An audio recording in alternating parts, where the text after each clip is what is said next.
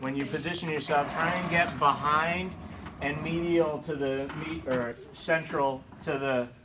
Okay, get around the medial gastroc, because medial is technically that way. So you're going around the medial gastroc to the kind of center of the knee, so you can sneak in there and get on the back of the medial condyle. Then you put your hand on the front of the condyle, and that gives you a better bony shift with the Lockman. Same principle here, but you're getting around both heads. All right, you get around both heads so that you can work your finger pads to the posterior part of the tibial condyle.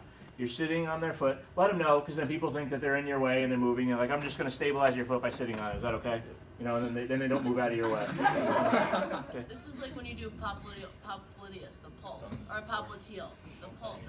So no, don't go on the artery. So you're staying medial and lateral to the artery. You're trying to stay on the tibial condyle.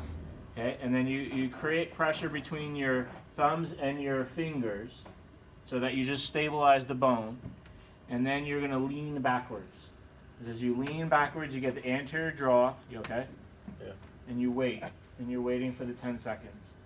Okay? What is the big thing that could create a false negative?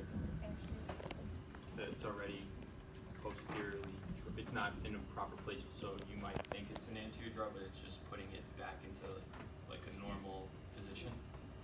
So that'd be a false positive, possibly. Right. So if they drop out. So yeah, so that could be a false positive. But I'll address that in a second. So what would give you a false negative? Inflammation?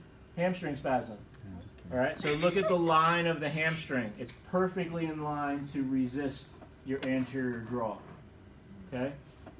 So when you get in there, you can kind of get a sense of the hamstrings, and you also want to feel if the hamstrings jump out at you. So it's one of the reasons why when you pull, you lean back and you're waiting the 10 seconds. If it is painful, even if your hand pressure is painful and the hamstring jumps, then it's a false negative. You just don't know yet. Okay?